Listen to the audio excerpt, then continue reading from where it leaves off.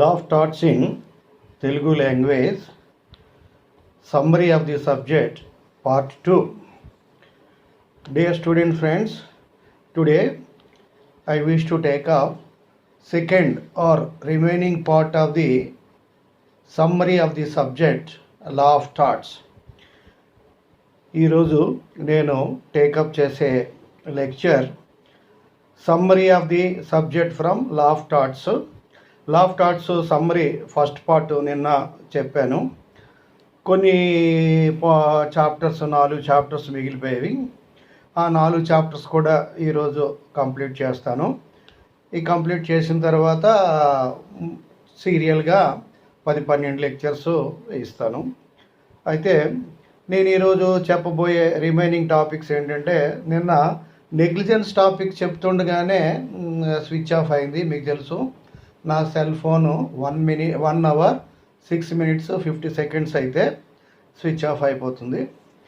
కాబట్టి మిగిలిన నెగ్లిజెన్స్ చెప్తుండగానే అది స్విచ్ ఆఫ్ అయిపోయింది. కాబట్టి ఇప్పుడు నెగ్లిజెన్స్ కొంచెం ఫ్రెష్గా చెప్పి, తర్వాత స్ట్రిక్ట్ లయబిలిటీ, తర్వాత death in relation to tort, last chapter remedies, ఈ 4 టాపిక్స్ కంప్లీట్ చేస్తాను.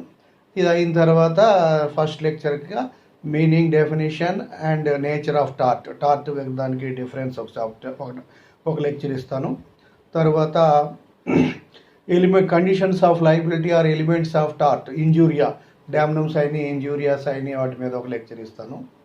ఆ తర్వాత డిఫెన్సెస్ మీద ఒక లెక్చర్ ఇస్తాను with particular reference to volenti not fitting the act of God, inevitable accident, ఇవి ఇస్తాను. ఆ తర్వాత మళ్ళీ వైకేరియస్ లయబిలిటీ, రిమోట్నెస్ సింపుల్గా చెప్పి తర్వాత సుమారు 10-12 లెక్చర్స్ ఇస్తాను. ఈ లెక్చర్స్ మొన్న ఒక స్టూడెంట్ ఒక కామెంట్ చేశారు. ఏమంటే అడిగారు, సార్ మాకు 5th సెమిస్టర్ కూడా మీరు లెక్చర్స్ అప్లోడ్ చేయండి అని ఒక విద్యార్థి అడిగారు. అయితే నేను first semester, second semester, third semester అలా చెప్పాలనుకుంటున్నాను. ఎందుకంటే మధ్యలో డీవియేట్ అయితే ఒక సీరియల్ ఆర్డర్ ఉండదు.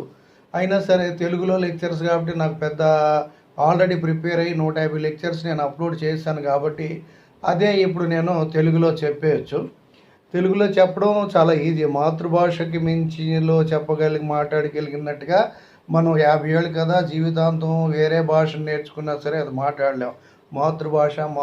మాతృభాషలో ఉన్నటువంటి ఈ డెప్త్ ఆఫ్ వర్డ్స్ నాలెడ్జ్ మనం ఏ భాషలో కూడా, ఇంగ్లీష్లో కూడా 50 సంవత్సరాలు కాన్వెంట్లో చదివినా ఆ వర్డింగ్ యూజ్ చేయం. ఫర్ ఎగ్జాంపుల్ UK US పుట్టి పెరిగిన వాళ్ళు ఆ లాంగ్వేజ్, వాళ్ళ యొక్క కమాండ్ చూడండి. మనం ఎంత గ్లోబల్ ఇంటర్నేషనల్ స్కూల్లో చదివినా ఆ యొక్క డెప్త్ మనకి రాదు. అందుకే నేను హిందీలో పాఠం చెప్పలేకపోవడానికి కారణం కూడా అది మాతృభాష కాదు, వచ్చి రాని భాషతోటి చెప్పలేం. ఇంగ్లీష్ అంటే మనకు తప్పదు, కంపల్సరీ. ఏంటంటే మనం ఇంగ్లీష్ మీడియంలో చదువుతున్నాం కాబట్టి.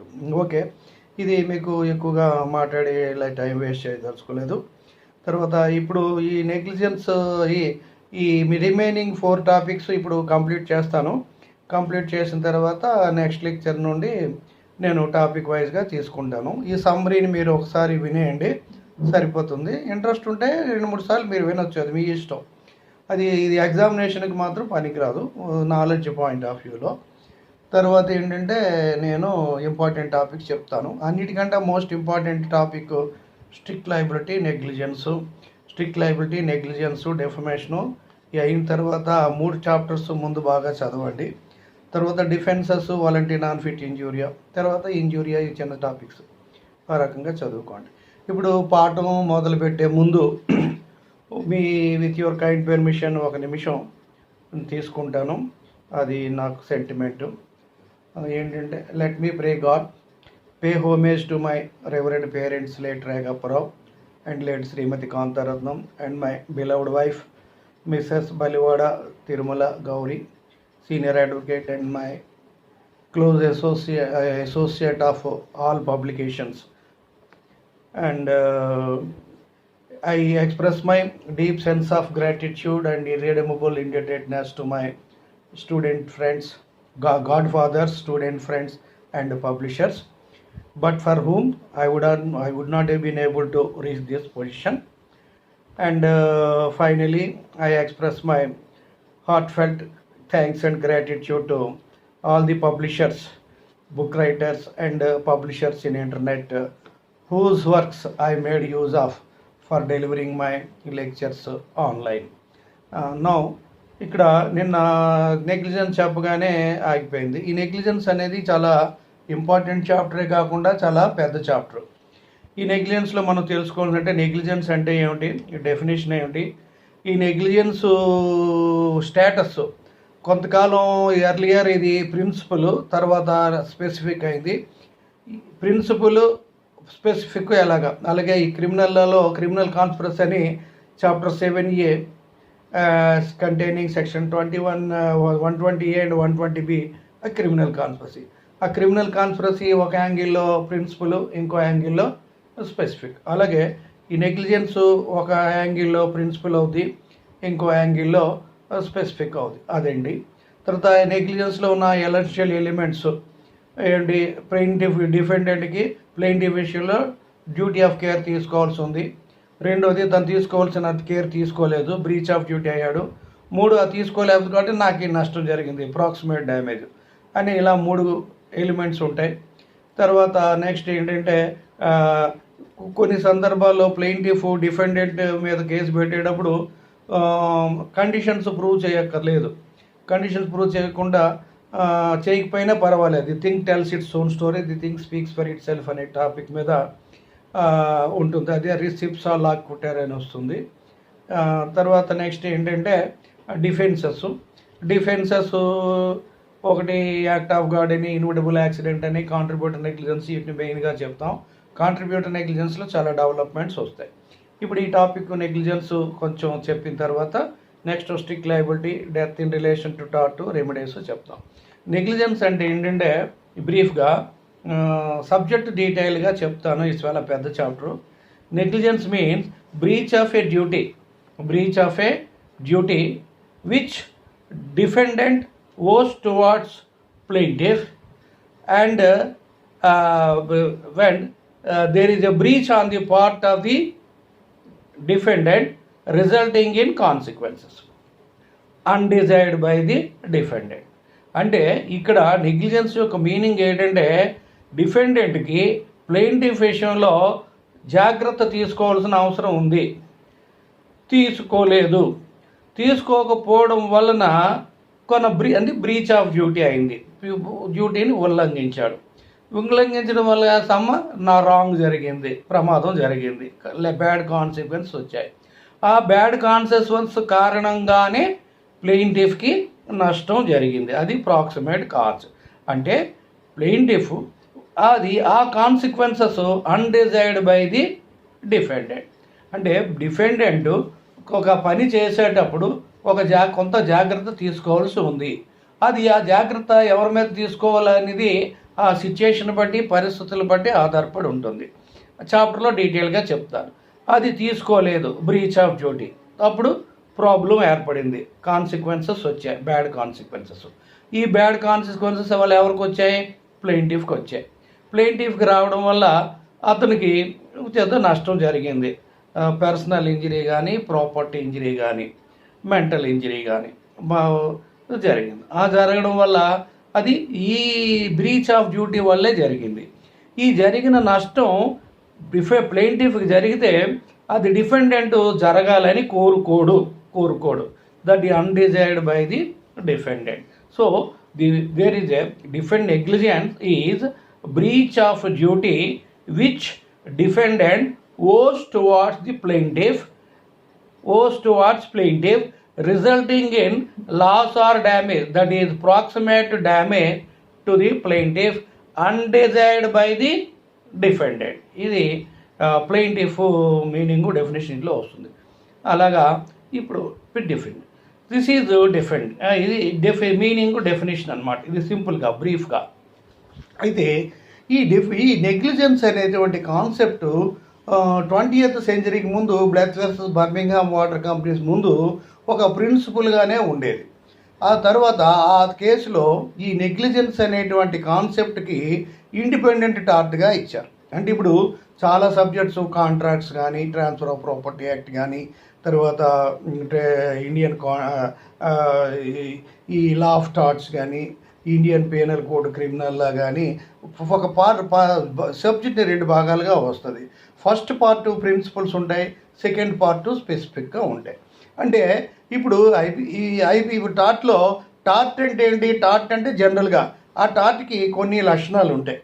ఈ ప్రతి స్పెసిఫిక్ టార్ట్కి ఈ బేసిక్గా ఈ లక్షణాలు ఉంటాయి. ఈ ఉన్న తర్వాత స్పెసిఫిక్ లక్షణాలు ఉంటాయి, సెపరేట్ లక్షణాలు ఉంటాయి. సెపరేట్ లక్షణాలు అంటే అవి ఇది డెఫమేషన్కి ఒక సెపరేట్గా ఉంటుంది, న్యూసెన్స్కి ఒకలా ఉంటుంది, నెగ్లిజెన్స్కి ఒకలాగా ఉంటుంది, స్ట్రిక్ట్ లయబిలిటీకి ఒకలాగా ఉంటే ఇలాగ ఉంటుంది. ఒకటి ఏంటి మనం ఇప్పుడు చెప్పుకునేటప్పుడు ప్రిన్సిపల్స్ అంటే హ్యూమన్ బీయింగ్స్ అనేది జనరల్. హ్యూమన్ బీయింగ్స్కి జనరల్గా ఉన్నటువంటి లక్షణాలు ఏంటి? Head, trunk, hands and legs, కాళ్ళు, చేతులు, తల, మొండం అనేది మామూలుగా ఉంటాయి. తర్వాత ముక్కు, కళ్ళు, చెవులు, నోరు అనేవి కామన్గా ఉంటాయి. అయితే వీటిలో మళ్ళీ స్పెసిఫిక్ అంటే ఏంటి? మేల్స్ అని, ఫీమేల్స్ అని, మిస్ జెండర్స్ అని, అది స్పెసిఫిక్ అనమాట. మేల్స్ అంటే ఏమిటి? స్పెషల్ లక్షణాలు. ఫీమేల్స్ అంటే స్పెషల్ లక్షణాలు ఏంటి? మిస్ జెండర్స్ అంటే స్పెషల్ లక్షణాలు అంటే ఏంటి? అదేవిధంగా బ్లాక్స్, వైట్స్, రెడ్స్, కొంతమంది బ్లాక్గా ఉంటారు, కొంతమంది రెడ్గా ఉంటారు, కొంతమంది వైట్గా ఉంటారు. అది ఒక రకం. తర్వాత ఏంటంటే Hindus, Muslims, Christians, juice, Buddhist, ఇలాగ మెహమ్మడన్స్ ఇలాగ రకరకాలుగా ఉంటారు. హిందూస్ అంటే ఏంటి? టెంపుల్స్కి వెళ్తారు. క్రిస్టియన్స్ అంటే ఏంటి? చర్చికి వెళ్తారు. ముస్లిమ్స్ అంటే ఏంటి? దర్గాకి వెళ్తారు, అల్లా. ఇలాగా ఒక్కొక్కరికి ఒక్కొక్క రకమైనటువంటి స్పెషల్ లక్షణాలు ఉంటాయి. అదేవిధంగా ఇండియన్స్ అని, చైనీస్ అని, తర్వాత అమెరికన్స్ అని, ఇలాగా రకరకాలుగా మనం. అయితే కొన్ని సబ్జెక్ట్స్కి ప్రిన్సిపల్స్ అనే ఒక భాగం, స్పెసిఫిక్ అని ఒక భాగం ఉంటుంది. ఏ స్పెసిఫిక్ అయినా బేసిక్గా ఈ ప్రిన్సిపల్స్ ఉంటాయి, ఈ ప్రిన్సిపల్స్కి ఎగ్రెస్ట్గా స్పెసిఫిక్ ఉంటాయి. అదేవిధంగా ఈ నెగ్లిజెన్స్ అనేది మొదట ఒక ప్రిన్సిపల్గానే ఉండేది. తరువాత ఈ నెగ్లిజెన్స్ స్పెసిఫిక్ టార్ట్గా ఇండిపెండెంట్ స్టేటస్ ఇచ్చారు. అంటే ఏమిటి? ఒక ఉదాహరణకి ఒక స్పెసిఫిక్ టార్ట్ని ప్రూవ్ చేయడానికి ప్లెయింటిఫ్ డిఫెండెంట్ పలానా స్పెసిఫిక్ టార్ట్ నా విషయంలో కమిట్ చేశాడు, నాకు నష్టం జరిగింది అని డిఫెండెంట్ మీద కేసు వేసినప్పుడు ఆ ప్లెయింటిఫ్ కొన్ని ప్రిన్సిపల్స్ అనేవి ప్రూవ్ చేయాలి. ఒక ప్రిన్సిపల్ ప్రూవ్ చేసి అప్పుడు నెగ్లిజెన్స్ ఉందని ప్రూవ్ చేయాలి.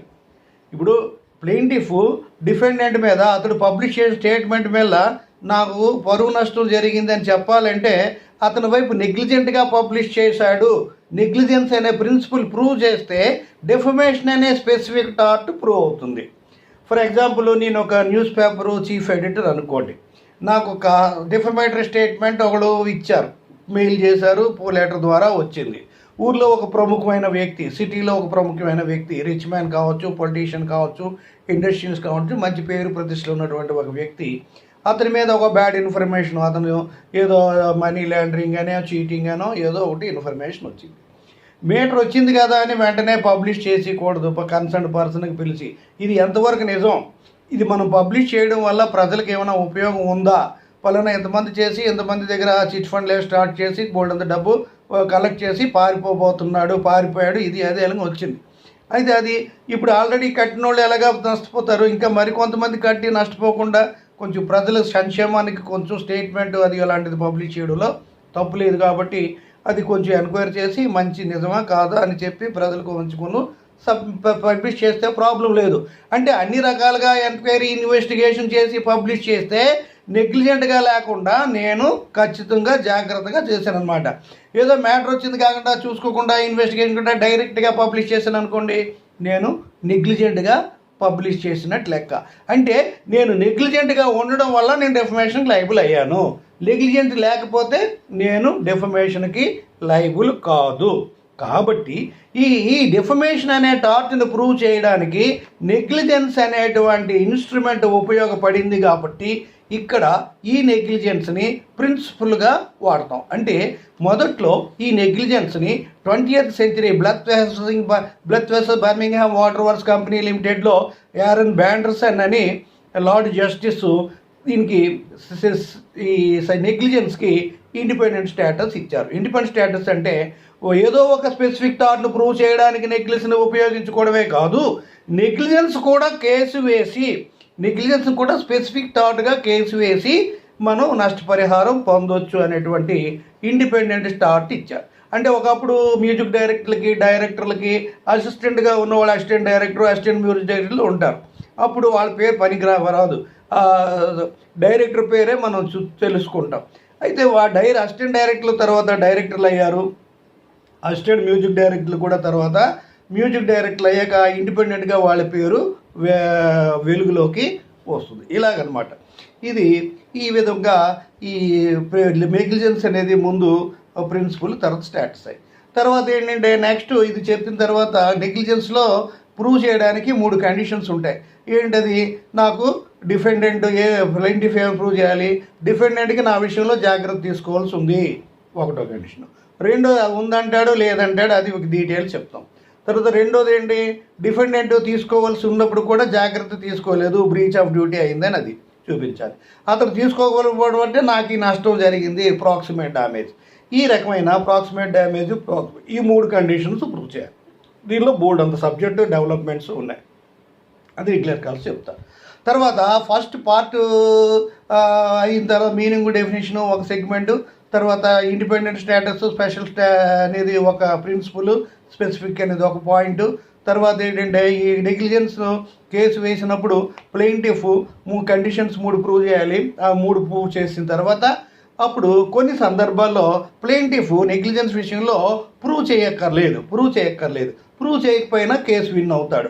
ఎందుకంటే కొన్ని సందర్భాల్లో డిఫెండెంట్ నెగ్లిజెంట్ అయితే కానీ ఇది జరగదు అనుకున్నప్పుడు. సపోజ్ నేను రూమ్లో ఒక్కడనే ఉన్నాను, సర్వెంట్ మేడ్ వచ్చింది, ఉన్నప్పుడు టేబుల్ మీద వాచి ఉంది, లేదు.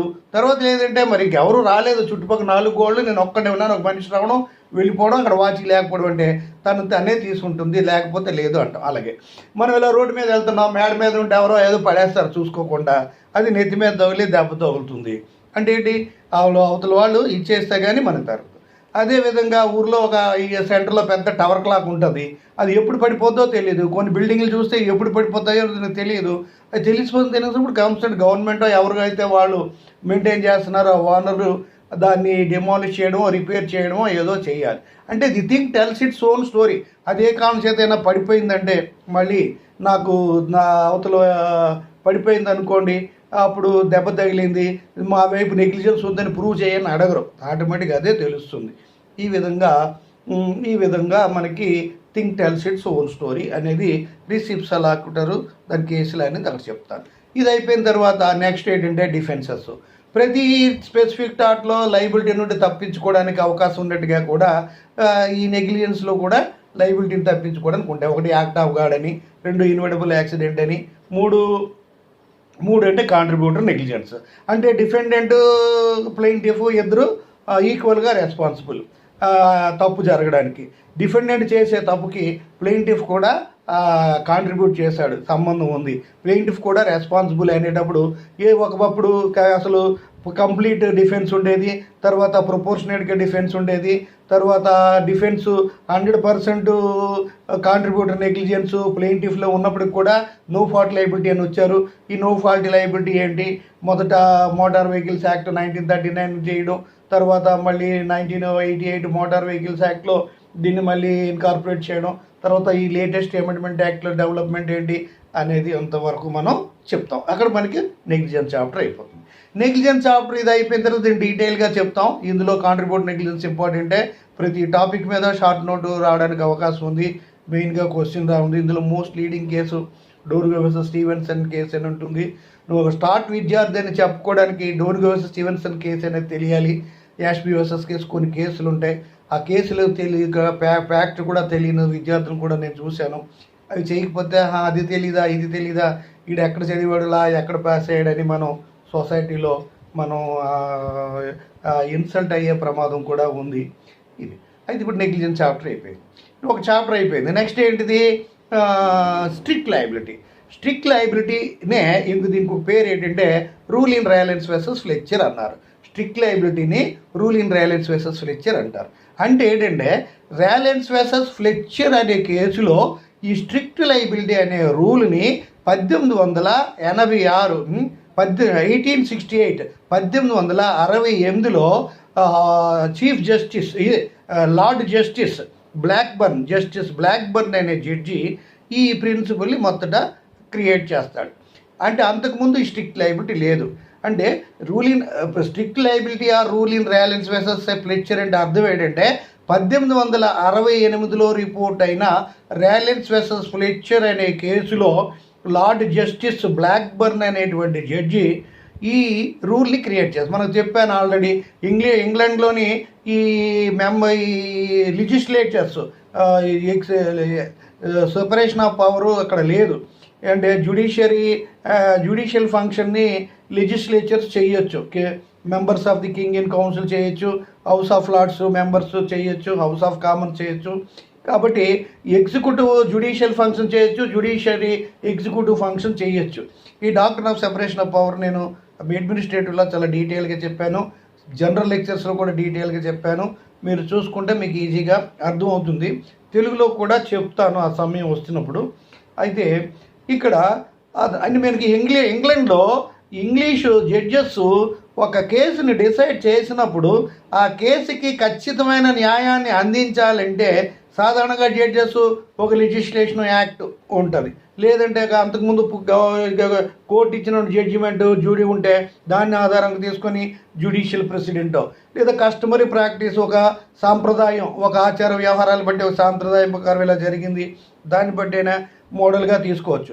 అవేవి లేనప్పుడు, లా క్లియర్గా లేనప్పుడు ఆ కేసుని డిసైడ్ చేయడానికి జడ్జెస్సే ఒక రూల్ని క్రియేట్ చేస్తారు. ఇలాగా ఇంగ్లాండ్లో కోర్టు జ్యుడిషియల్ ప్రొనౌన్స్మెంట్లో కోర్టుని ఎడ్జుడికేట్ చేసే సమయంలో అనేకమైనటువంటి rules time to time pass చేశారు. ఆ విధంగా పాస్ చేసినటువంటి రూలు, ఆ జడ్జిమెంట్ ఇవ్వడానికి పాస్ చేసినటువంటి రూలే ఇన్ కోర్స్ ఆఫ్ టైం లాగా మారింది. వాటినే జడ్జెస్ జ్యుడిషియల్ అడ్జుడికేషన్ టైంలో కేసులు ట్రై చేయడంలో తయారు చేసేటువంటి కాయిన్ చేసే రూల్స్నే జడ్జిమెంట్ లా అంటారు. దాన్నే కామన్ లా అంటారు. కామన్ లా లేదా జడ్జిమెంట్ లా. వీళ్ళు ఆ రూల్స్ని justice equity and good conscience. Justice అంటే ధర్మం, న్యాయం. ఈక్విటీ అంటే మొరాలిటీ, ప్రిన్సిపల్స్ ఆఫ్ మొరాలిటీ.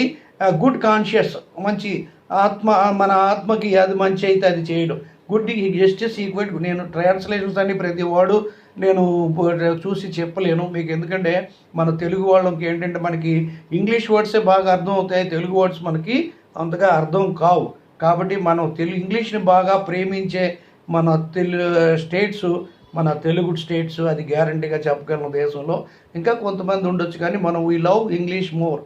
అందుకే మన వాళ్ళు భయపడి తెలుగుని అప్లిఫ్ట్ చేయడానికి నెసరీ యాక్షన్స్ తీసుకుంటున్నారు. Okay, what ever it may be. ఇలా అయిపోయింది. అయితే ఇది ఈ జడ్జిమెంట్లా అంటారు. ఆ రకంగా జస్టిస్ బ్లాక్బర్న్ ర్యాలెన్స్ వెసస్ ఫ్లెచర్ అనే కేసులో చేశారు. దీన్ని స్ట్రిక్ట్ లయబిలిటీ అంటారు. ఈ రూల్నే స్ట్రిక్ట్ లయబిలిటీ అని పేరు పెట్టారు. ఇప్పుడు ఏం పెట్టారంటే ఇక్కడ ఏమిటంటే ఈ స్ట్రిక్ట్ లయబిలిటీ అప్పటి వరకు రూల్ ఏంటంటే 1868 వరకు డిఫెండెంట్ ఒక పని చేసినప్పుడు నెగ్లిజెంట్గా వ్యవహరిస్తేనే డిఫెండెంట్ లయబుల్, నెగ్లిజెంట్గా వ్యవహరించకపోతే డిఫెండెంట్కి లయబిలిటీ లేదు. ఈ ర్యాలెన్స్ వెసస్ ఫ్లెచర్ అనే కేసులో ర్యాలెన్స్ డిఫెండెంట్ ఒక ఓవర్ హెడ్ ట్యాంకర్ కట్టడానికని ఒక ఫుల్లీ క్వాలిఫైడ్ ఇంజనీర్ని, ఇండిపెండెంట్ కాంట్రాక్టర్ని ఎంగేజ్ చేస్తాడు. ఆ ఇండిపెండెంట్ కాంట్రాక్టర్ కొంతమంది వర్కర్స్ని, ఇది డీటెయిల్స్ తర్వాత చెప్తాను ఇవన్నీ. అయితే అది యాక్ట్ చేస్తాడు. ఆ వర్కర్స్ అంటే నెగ్లిజెంట్గా కన్స్ట్రక్షన్ పూర్తి చేస్తారు, అడుగున ఓపెనింగ్స్ ఉంటే అవి పోడ్చకుండా వెళ్ళిపోతారు. తర్వాత వాటర్ ఫిల్ చేసేసరికి ఆ అడుగునున్నటువంటి ఓపెనింగ్స్ ఓడిపోయి పక్కనున్న ఈ ప్లెయింటిఫ్ యొక్క కోల్ మైన్స్ని డిస్ట్రాయ్ చేస్తాయి. అప్పుడు ప్లెయింటిఫ్ వచ్చి డిఫెండెంట్ మీద కేసు వేస్తాడు. డిఫెండెంట్ చాలా ధీమాగా ఉంటాడు, ఏముంది నాకేంటి, నేను ఒక ఇండిపెండెంట్ కాంట్రాక్టర్కి వర్క్ ఇచ్చాను, అతను ఫుల్లీ క్వాలిఫైడ్ మ్యాను, నేనేమి నెగ్లిజెంట్గా చేయలేదు, ఈ లోకల్గా ఉన్న వచ్చి రాని వర్క్ తెలిసినటువంటి ఈ తాపీ మేస్త్రికి ఎవరి చేత నేనేం చేయించలేదు, మంచి హైలీ క్వాలిఫైడ్ మ్యాన్నే పెట్టాను, నాకేం భయం లేదు, ఏమైనా ఉంటే ఆ ఇండిపెండెంట్ కాంట్రాక్టర్ చూసుకుంటాడని ధీమాగా ఉన్నాడు. అయితే బ్లాక్బర్న్ గారు ఏమంటారంటే, ఇది నాయన ఇంతవరకు నువ్వు నెగ్లిజెంట్గా ఉంటేనే లైబుల్, నెగ్లిజెన్స్ లేకపోతే నీకు లైబిలిటీ లేదు. కానీ ఇక మీద నీ నెగ్లిజెంట్ అయినా ఇంకా లైబులే, నెగ్లిజెంట్ కాకపోయినా లైబులే అని లైబిలిటీని ఇంప్రూవ్ చేసి డిఫెండెంట్ లైబుల్ అని జడ్జిమెంట్ ఇస్తారు. అదేంటి ఎలాగ నాకు ఇవ్వడం అని కోర్టుకి అప్పీల్కి వెళ్తాడు. కోర్ట్ ఆఫ్ అప్పీల్లో కూడా లార్డ్ కోయర్స్ అని అతను కూడా లోవర్ కోర్టు చెప్పిందే కరెక్టు అని ఇంకొక ఎలిమెంట్స్లో ఇంకొక యాక్ట్ కామన్ బెనిఫిట్ అనేటువంటి ఒక యాక్ట్ని ఇంకొక కండిషన్ని యాడ్ చేస్తారు. ఇది అప్పుడు ఈ జడ్జిమెంట్ ఇలాగా కంటిన్యూ అయిపోతుంది. అయితే దాన్నే ఈ ర్యాలెన్స్ వర్సెస్ ఫ్లెచర్ అనే కేసులో ఈ స్ట్రిక్ట్ లయబిలిటీ అనేటువంటి కేసుని కాన్సెప్ట్ని టార్ట్ని క్రియేట్ చేశారు. కాబట్టి ఈ స్ట్రిక్ట్ లయబిలిటీ అనేటువంటి టార్ట్ని ర్యాలెన్స్ వర్సెస్ ఫ్లెచర్ లేదా రూలింగ్ ర్యాలెన్స్ వర్సెస్ ఫ్లెచర్ అని అంటారు. ఇది నెగ్లిజెన్స్తో ఉన్నా లేకపోయినా లైబులే, నెగ్లిజెంట్ కాకపోయినా లైబులే అనే లైబిలిటీయే స్ట్రిక్ట్ లయబిలిటీ. అయితే ఈ స్ట్రిక్ట్ లయబిలిటీలో లయబిలిటీని తప్పించుకోవడానికి 5 డిఫెన్సెస్ ఉంటాయి. డేల్ యాక్ట్ ఆఫ్ గాడ్ అని, మెలీషియస్ యాక్ట్ ఆఫ్ స్ట్రేంజర్ అని, కామన్ బెనిఫిట్ అని, ప్లెయింటిఫ్స్ ఓన్ ఫాల్ట్ అని, స్టాట్యూటరీ అథారిటీ అని ఉంటాయి.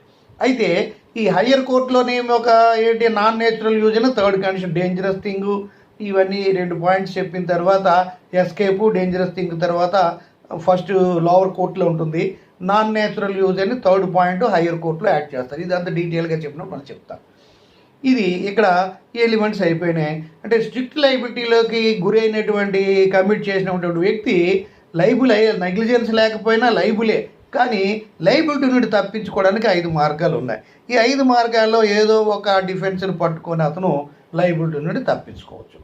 ఇదే ప్రిన్సిపల్ని ఇంగ్లాండ్ కామన్ లా లాగా జడ్జెస్ లాని క్రియేట్ చేయడానికి ఎటువంటి పవర్ ఉందో అదే పవర్ని 1986లో మన ఇండియాలో అప్పటి చీఫ్ జస్టిస్ పిఎన్ భగవతి గారు the principle of absolute liability అనేటువంటి లాని క్రియేట్ చేశారు.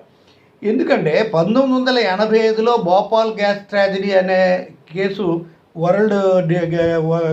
వరల్డ్స్ గ్రేట్ గ్యాస్ డిజాస్టర్, దానివల్ల వేల మంది చనిపోయారు, అనేకమైన ప్రాబ్లమ్స్ వచ్చాయి.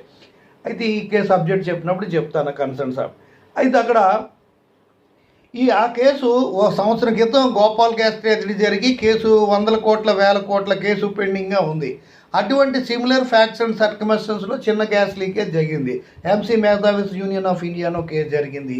అందులో అప్పుడు చిన్న కేసు అయినా సరే, చిన్న పాము అయినా పెద్ద కర్రతో కొట్టాలన్నట్టుగా చిన్న కేసు అయినా సరే constitution bench headed by chief justice పెట్టి, ఎందుకంటే ఈరోజు ఇచ్చినటువంటి జడ్జిమెంట్ రేపు Bhopal gas tragedy case decision మీద ఆధారపడి ఉంటుంది. కాబట్టి చాలా దీనిగా చేసి అంతా ఈ కేసుని అబ్సల్యూట్ లయబిలిటీ అనేటువంటి ప్రిన్సిపల్ని పిఎన్ భగవతి గారు క్రియేట్ చేశారు. అంటే ఏంటంటే అబ్సల్యూట్ లయబిలిటీ అంటే ఎవరైనా సరే ప్రమాదకరమైనటువంటి మ్యానుఫ్యాక్చరింగ్ ప్రాసెస్ ఉన్న ఫ్యాక్టరీస్ని కానీ టేకప్ చేస్తే, పురుగు మందులు, ఇలాగ పెస్టిసైడ్స్, ఇలాంటి ప్రమాదకరమైన ఫెర్టిలైజర్స్, ఇలాంటి ప్రమాదకరమైనటువంటి మ్యానుఫ్యాక్చరింగ్ ప్రాసెస్ని టేకప్ చేసినప్పుడు ఏ కారణం చేతైనా గ్యాస్ కానీ ఇంకేమైనా లీక్ అయ్యి ఆ చుట్టుపక్కల మనుషులకి ప్రమాదం జరిగినప్పుడు, ఎటువంటి ప్రమాదం జరిగినా, ఎటువంటి కాన్సిక్వెన్సెస్ జరిగిన కాన్సిక్వెన్సెస్ అన్నిటికీ అతనే బాధ్యత వహించవలసి వస్తుంది.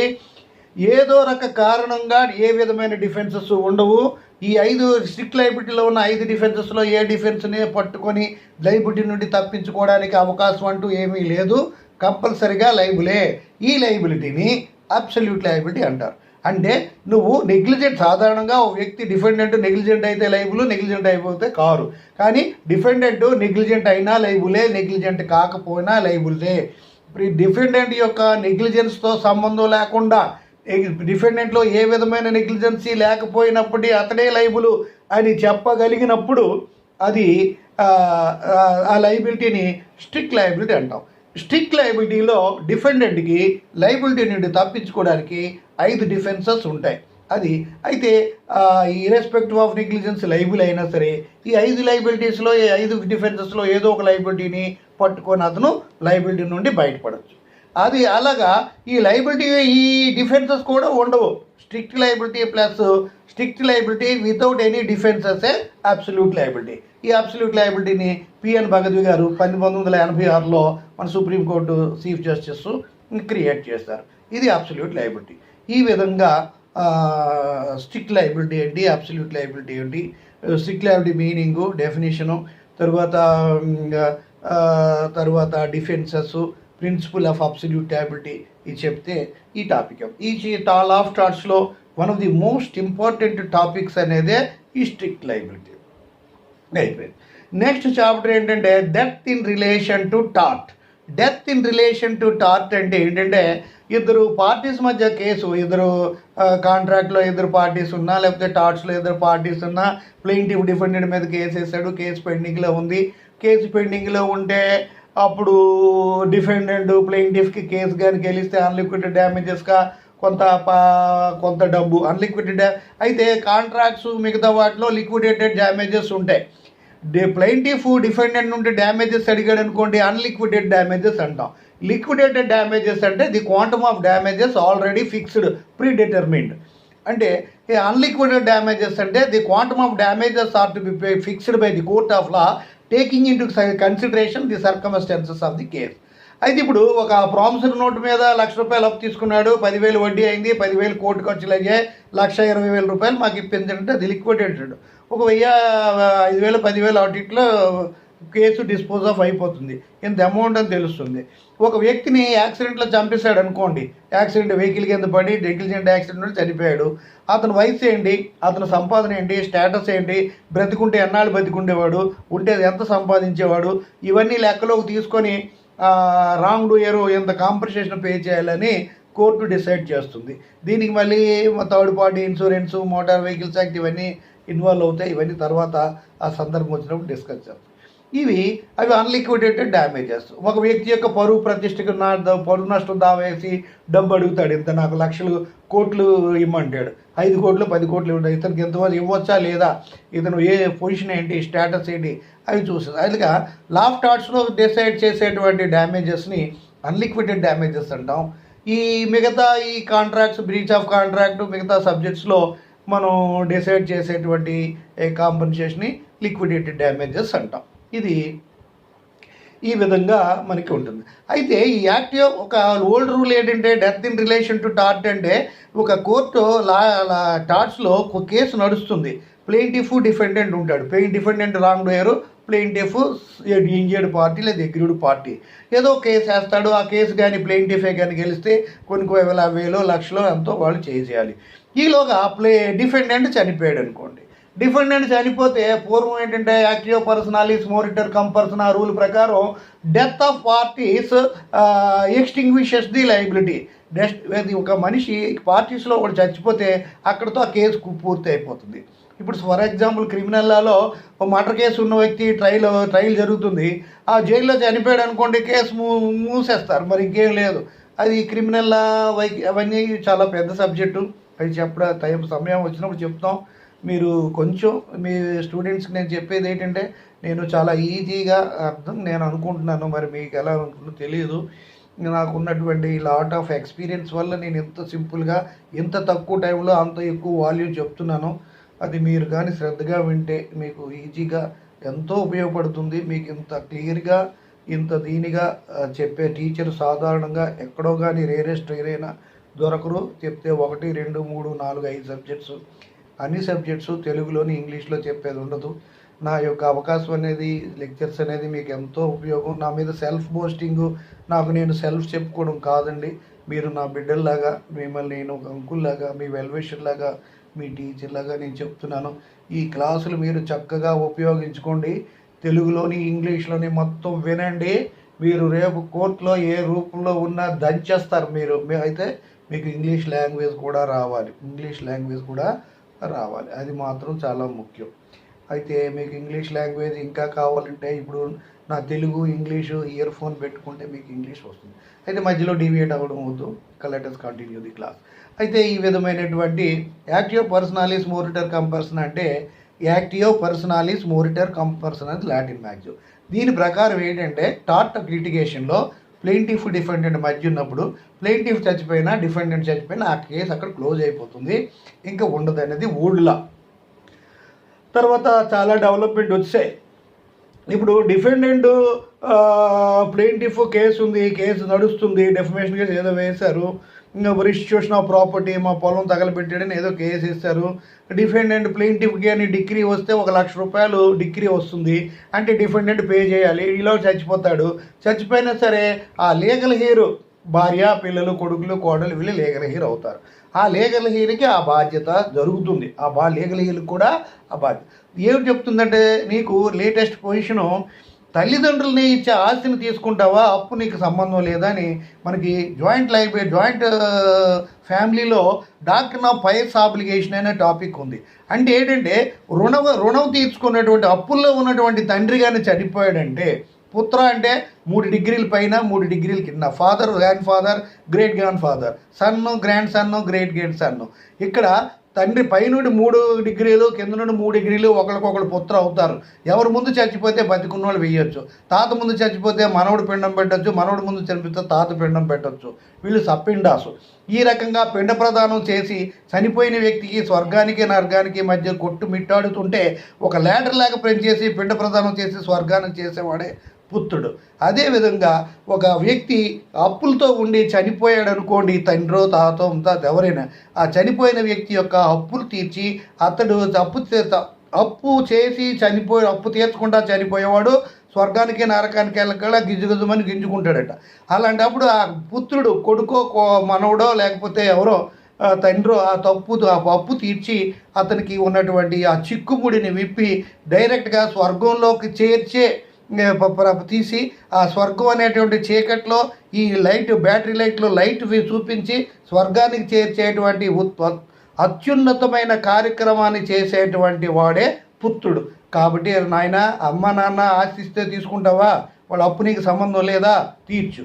అలాగే ఈ కేసులో కూడా, లిటిగేషన్లో కూడా ఈ చనిపోయిన వ్యక్తికి లయబిలిటీ ఉంటే అది తీర్చు కూడా వస్తుందని లేటెస్ట్గా మనం చెప్పుకుంటున్నాం. అంతేకాకుండా ధర్మసూత్రాలు ఏం చెప్తున్నాయంటే, నువ్వు నీ సంపాదన నీ భార్య బిడ్డలు పోషించగలిగే సరిపోదు, నీకే లేదు అన్నప్పుడు నువ్వేమీ చేయలేవు. నీకంటూ ఒకటి ఉంటే 16 అణాలు 6 అణాలు తల్లిదండ్రులకి పెట్టు, 6 అణాలు పిల్లలకి పెట్టు, 6 అణాలు నువ్వు ఉంచుకో. అంటే ఏంటంటే 1/3 తల్లిదండ్రులు తాత ముత్తాతలకి, 1/3 పిల్లలకి దాయడం, 1/3తో తిను బాగా సంపాదన ఉన్నప్పుడు. ఆ సంపాదన లేనప్పుడు ఎవరికి, మా పిల్లలకి లేనప్పుడు అటు తల్లిదండ్రులకి పెట్టలేం, ఇటు పిల్లలకి పెట్టలేం.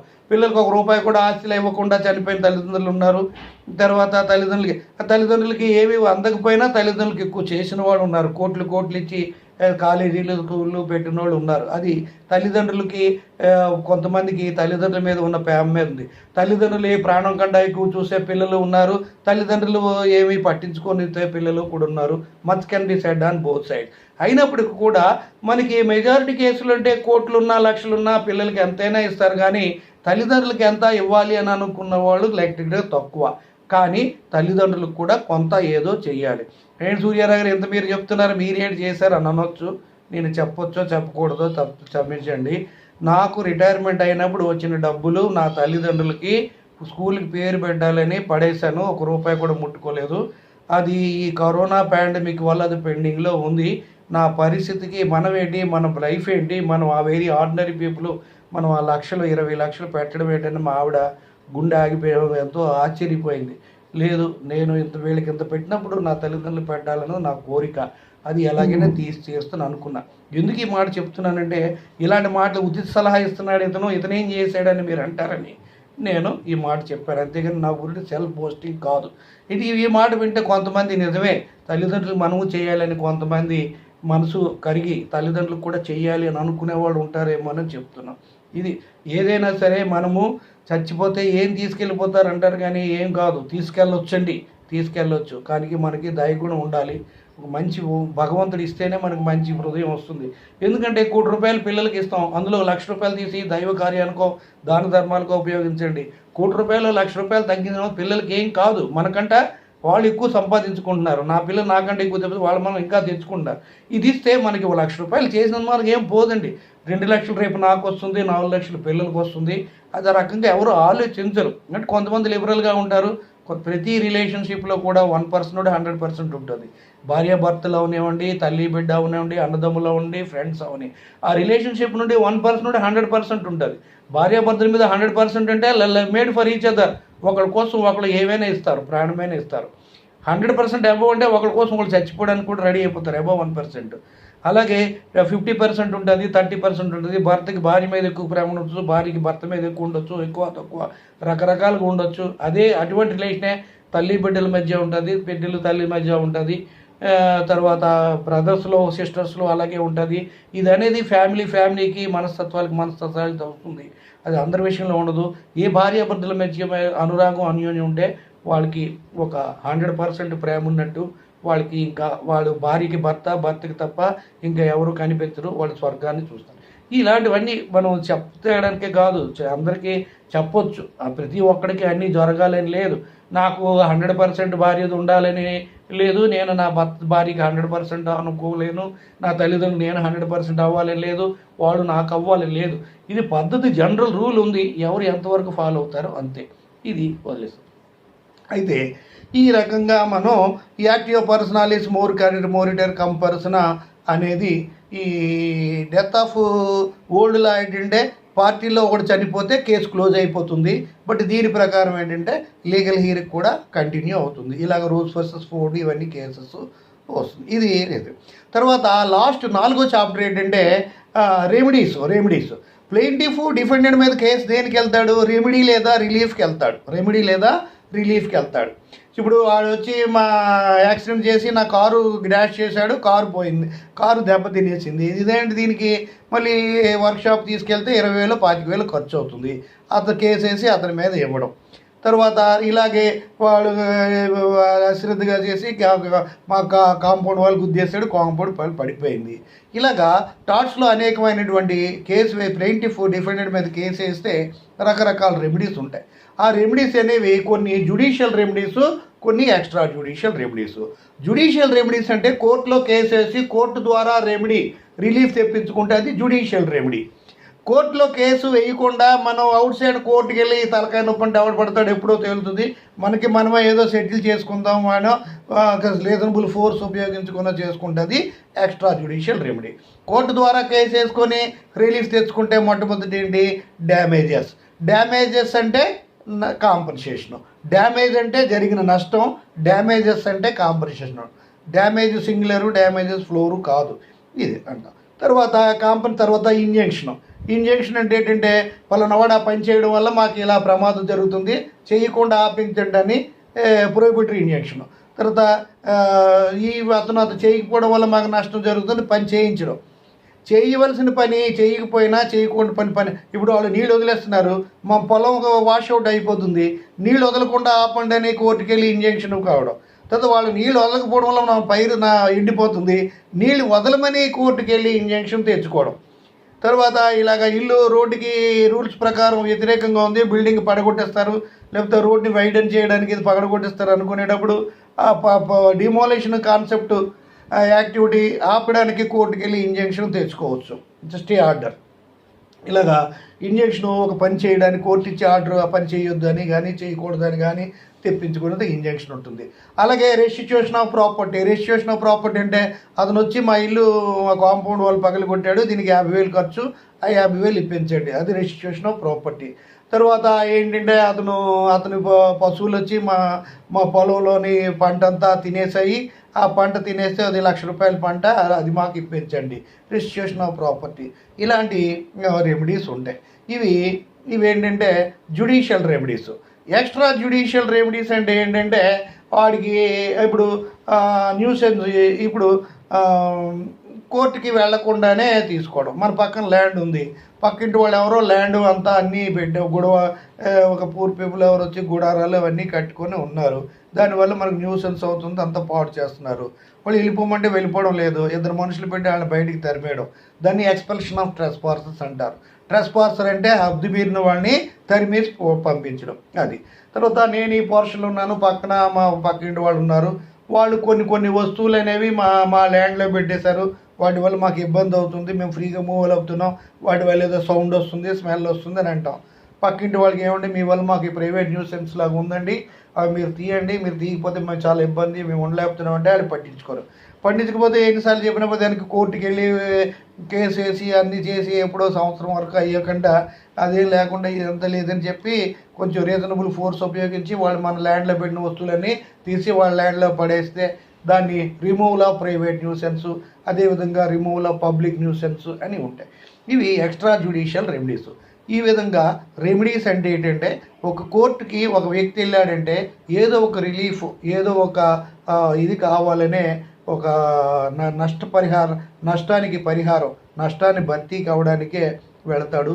ఈ విధంగా కోర్టు ఇచ్చేటువంటి డిగ్రీ ద్వారా, ఆర్డర్ ద్వారా ఇచ్చేటువంటి పరిహారమే అది కాంపన్సేషన్ రూపం అవ్వచ్చు, ఇంకేదైతే అది దాన్ని అంటామో అది రెమెడీస్. ఇలాగ రకరకాల రెమెడీస్లో కూడా చాలాసార్లు క్వశ్చన్స్ ఎక్కువగానే వస్తున్నాయి డియర్ ఫ్రెండ్. ఇది ఎప్పటితోటి మనకి ఈ లాఫ్ థాట్స్ సమ్మరీ మీకు టెంటేటివ్గా చేశాను. మీరు 1-2 సార్లు వింటే 1 గంటన్నర స్పేర్ చేసి మీకు సబ్జెక్ట్ క్లియర్గా అర్థం అవుతుంది. అప్పుడు మీ యొక్క కెపాసిటీని బట్టి, మీ శక్తిని బట్టి మంచి సబ్జెక్ట్ ఏదో చెడ్డ సబ్జెక్ట్ ఏదో చూసుకోండి. స్ట్రిక్ట్ లయబిలిటీ, నెగ్లిజెన్సు, స్ట్రిక్ట్ లయబిలిటీ, తర్వాత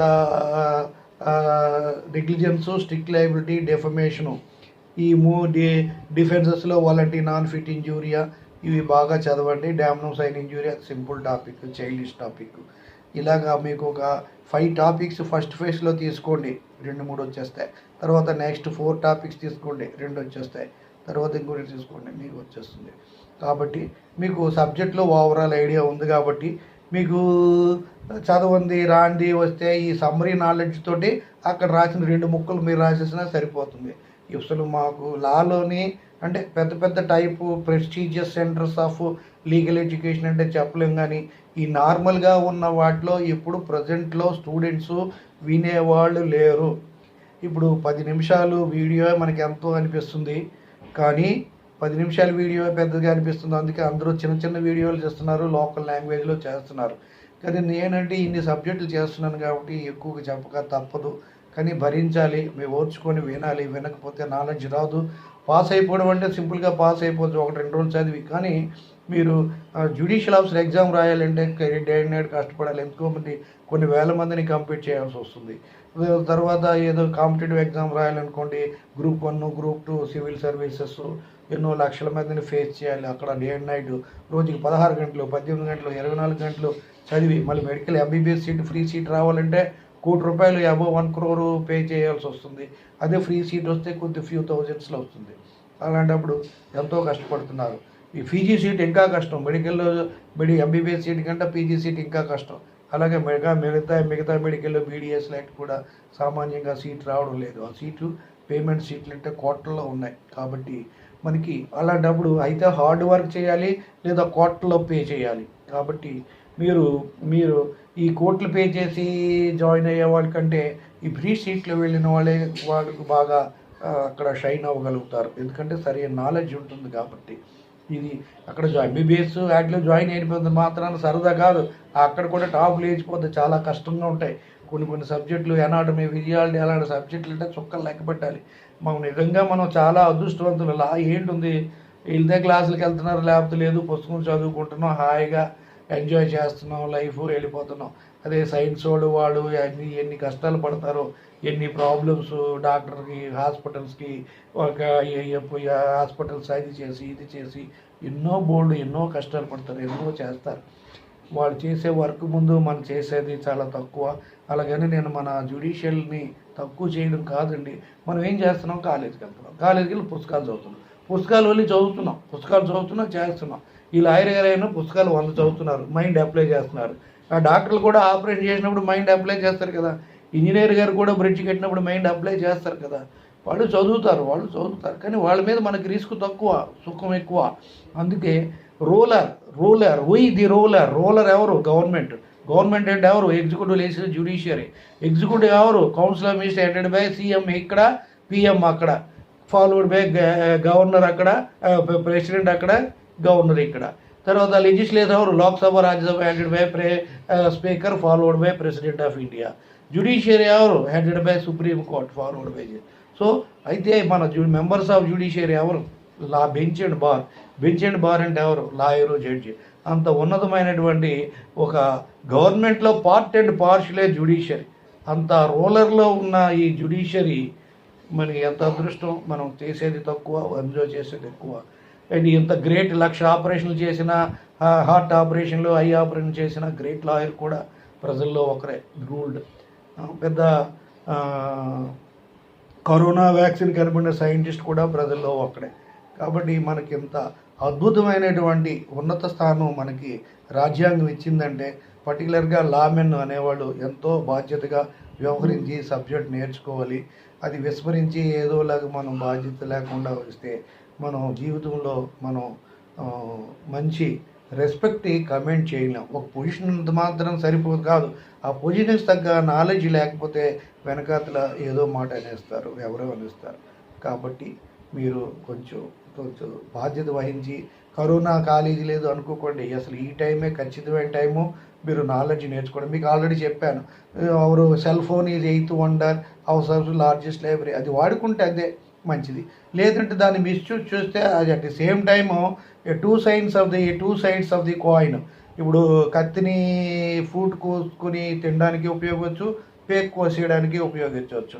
ఇప్పుడు మనకి సినిమాల్లోని ఏవో అది రకరకాల హైలీ అడ్వాన్స్డ్ టెక్నాలజీ, ఈ మిషన్ గన్స్, 8K40s అన్నీ చెప్తారు. అవి అక్కర్లేదు.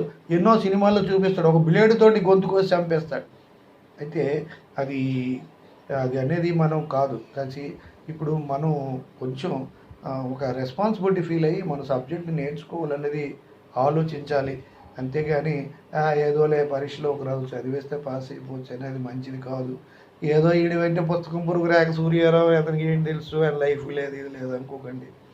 మీ యొక్క వెల్ విషర్గా, like your uncle, like your well wisher, like your most affectionate teacher I'm telling. తర్వాత చివరిగా మీకు రిక్వెస్ట్ చేసేది ఏంటంటే, నా వర్క్ 10 మందికి అందాలంటే మెయిన్ మీడియా మీరే. మీరు మీ యొక్క సహాయ సహకారాలు ఉంటేనే నా యొక్క వీడియోస్ అయినా 10 మంది దృష్టికి వెళతాయి. లేకపోతే అవి అంతగా కావు. మీకు కంప్యూటరు, సెల్ ఫోన్లో చాలా మంచి నాలెడ్జ్ ఉంది, నాకేం తెలీదు. మీ యొక్క ఉన్న నాలెడ్జ్ని నాకు ఉపయోగించి నాకు ఈ సహాయం చేసి, నా వర్క్ వల్ల ఇప్పుడు ఇవన్నీ ఎక్కువ వ్యూస్, నాకు డబ్బులు వచ్చినంత వ్యూస్ రావు ఎప్పుడు, నా ప్రాణం ఉన్నంత వరకు, అది గ్యారంటీ. మిలియన్స్, లక్షలు, మిలియన్స్ వ్యూస్ లిమిటెడ్ టైంలో రావు, అది ఎప్పుడు అది జరగని పని. కానీ కొన్ని వేల మంది అయినా నా వ్యూస్ విని వాళ్ళు కొంతమంది అయినా బాగుపడి నా గుర్తుంచుకుంటే అంతే చాలు. నేనేదో వ్యూస్ మీకు అడిగింది 10 మందికి ఉపయోగపడాలని అంటున్నాను తప్ప ఇటీవల నాకు రావాలని ఏమీ అనుకోలేదు. నాకు అవసరం లేదు. I'm well off, I'm getting wonderful pension, my sons well settled, I don't have any burdens, అంతే. So I have great tragedy of losing my wife. ఇంకొక రకంగా చెప్పాలంటే, ఖాళీగా ఉంటే నాకు నా వైఫ్ గుర్తుకొస్తుంది. కాబట్టి నా భార్యను మర్చిపోవడానికి ఇందులో ఒక మైకులాగా, నాకు ఏ హ్యాబిట్స్ లేవు. నేను బార్కి వెళ్ళి తాగి పడుకోవడానికి సిగరెట్ వేయట్లేదు. నాకు 3 పూటలు పిడికిడన్నాం అంతే, అంతకు మించి ఏం లేదు. నా పిల్లలకు కూడా ఏ హ్యాబిట్స్ లేవు. They are very lucky, they are very good boys. అయితే మాకున్నది ఏంటంటే, ఆ బాధను మర్చిపోవడానికి నేను ఇంకా ఎక్కువగా క్లాసులు చెప్పేస్తాను. తెలుగులో అవకాశం వచ్చింది కదా, ఇంకా నేను రోజుకో క్లాస్ అయినా చెప్పగలను, రోజుకు 2 అయినా చెప్పగలను. కానీ ఈ క్లాసులు మీరు ఎంతవరకు వినియోగించుకోగలరు అన్నది, the capacity is lying with you. I'm ready. నేను ఆరోగ్యంగా ఉంటాను, జాగ్రత్తలు తీసుకుంటున్నాను, అన్ని రకాల కేర్ తీసుకుంటున్నారు నా పిల్లలు. నేను మంచి సర్వీస్ ఇస్తాను. నా సర్వీస్ని మీరు ఉపయోగించుకొని, నాకు ఒక గురుదక్షిణలాగా నా సర్వీస్ని మీరు ఉపయోగించి 10 మందికి పంచండి. I wish you all success. God bless you. Thank God dear friends.